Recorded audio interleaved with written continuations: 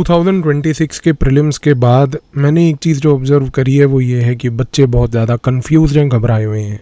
UPSC की answer की आने के बाद भी लोगों को ये चीज़ समझ नहीं आ रही कि आफ्टर ऑल हमारी प्रिपरेशन में कमी कहाँ रह गई, क्योंकि जिनके स्कोर्स अच्छे नहीं बैठ रहे हैं, जिनको पता है कि स्कोर्स रिलेटिवली कम थे या कम हैं, उनके दिमाग में सिर्फ एक डिबेट ये चल रहा है, आगे क्या करें। एक जगह पर बहुत सारे लोग ये कहते हैं यूट्यूब पे कि हमारे सोर्सेज से क्वेश्चंस आए, एक जगह पर लोग कहते हैं कि यूपीएससी मूर्ख बना रहा है, आप कुछ भी मत पढ़ो तो भी आपका एग्ज़ाम होगा या नहीं होगा अभी आपके हाथ में ही नहीं है। मैं फिर एक पॉइंट बोलूँगा, इस साल बच्चे मेंस देंगे, इस साल बच्चे इंटरव्यू देंगे, इस साल फिर बच्चे फाइनल मेरिट में भी आएंगे। अगर वो बच्चे ये प्राप्त कर सकते हैं तो कहीं ना कहीं प्रिपरेशन में कमी आप में थी, और प्रिपरेशन में कमी आपके हार्डवर्क में नहीं थी, प्रिपरेशन में आपकी डेडिकेशन में कमी नहीं थी, प्रिपरेशन में कमी सिर्फ ये थी कि आपकी प्रिपरेशन में एक सिस्टम नहीं था। वो सिस्टम इसलिए नहीं था क्योंकि आपको ये नहीं पता था कि कौन से सोर्स को कितना पढ़ना है, आपको ये नहीं पता था कि जिस सोर्स को आप पढ़ रहे हो उसको कितने डेप्थ में पढ़ना है, आपको ये भी नहीं आइडिया था एक सिस्टम के थ्रू कि कौन से सोर्सेज और कौन सी चीज़ों को अवॉइड करना है। एंड सबसे इम्पोर्टेंटली आपके पास रिवीजन पेडागॉजी नहीं थी, रिवीजन स्ट्रैटेजीज एंड अप्रोचेज नहीं थे।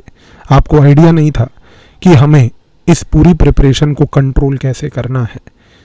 अगर आप 2027 को एग्ज़ाम को लेकर अपने माइंड में यही कन्फ्यूजन लेकर बैठे हो कि क्या अब मैं 2026 के पेपर के बाद नए पीडीएफ्स को इकट्ठा करूं, नई बुक्स को इकट्ठा करूं, नई कोचिंग्स को ज्वाइन करूं, नए लेक्चर्स देखूं, नए यूट्यूब वीडियो सुनूं, इन सब चीज़ों से अगर आपका सोल्यूशन निकल रहा है तो आपका एग्ज़ाम कभी नहीं निकलेगा, क्योंकि इन सारी चीज़ों के पीछे जो root cause of the problem है वो है एब्सेंस ऑफ अ सिस्टम।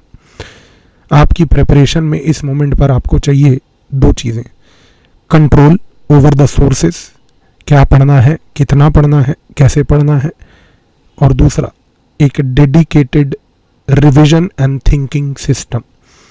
इस रिविजन एंड थिंकिंग सिस्टम में आपको चीज़ें सिर्फ रिवाइज नहीं करनी है, रिवाइज करते टाइम इंटरलिंक करनी है। जिस तरीके के 2026 के प्रीलिम्स के क्वेश्चंस हैं, जहां पर वो स्टेटमेंट 1 और स्टेटमेंट 2 का रिलेशन और स्टेटमेंट 2 और स्टेटमेंट 3 का रिलेशनशिप पूछता है, वो थिंकिंग कैपेबिलिटी से आते हैं। क्या आप इस थिंकिंग कैपेबिलिटी को डेवलप करने के लिए तैयार हो, या अभी भी आप सिर्फ ये बैठकर रेंटिंग करने के लिए बैठे हो कि भाई एग्ज़ाम तो इरेटिक है, हम करेंगे तो क्या करेंगे। अगर आप तैयार हो कि हमें एक छोटे से बदलाव के तहत अपने पूरी प्रिपरेशन के सिस्टम में बस ये जो दो चीज़ें मैंने बताई इनको इनकॉर्पोरेट करना है, तो आइए मैं आपके लिए 15 दिन एक फ्री सिस्टम लेकर आया हूँ। इस फ्री सिस्टम से जुड़िए।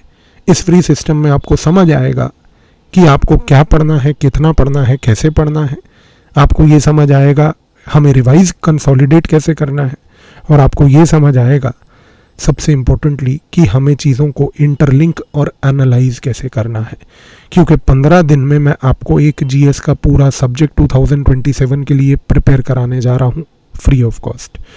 इस सब्जेक्ट को आप पढ़ोगे, आप इंटरलिंक भी करोगे, एनालाइज और एग्जामिन भी करोगे, और इसके बाद आपको समझ आएगा एक सिस्टमेटाइज्ड प्रिपरेशन, एक एनालिटिकल थिंकिंग बेस्ड प्रिपरेशन और रैंडम लेवल पर सिर्फ रेंटिंग करने में क्या फ़र्क है।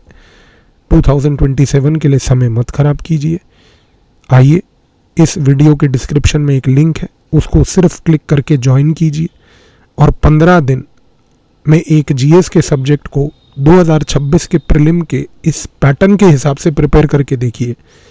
15 दिन में आपको रियलिटी समझ आएगी ये सब्जेक्ट करके कि 2026 के पेपर से 2027 के लिए क्या लर्निंग है, और अगर आप 2027 की तैयारी कर रहे हो तो ये लर्निंग आपके लिए एक टेम्पलेट है कि आगे के सब्जेक्ट्स भी ऐसे ही होंगे।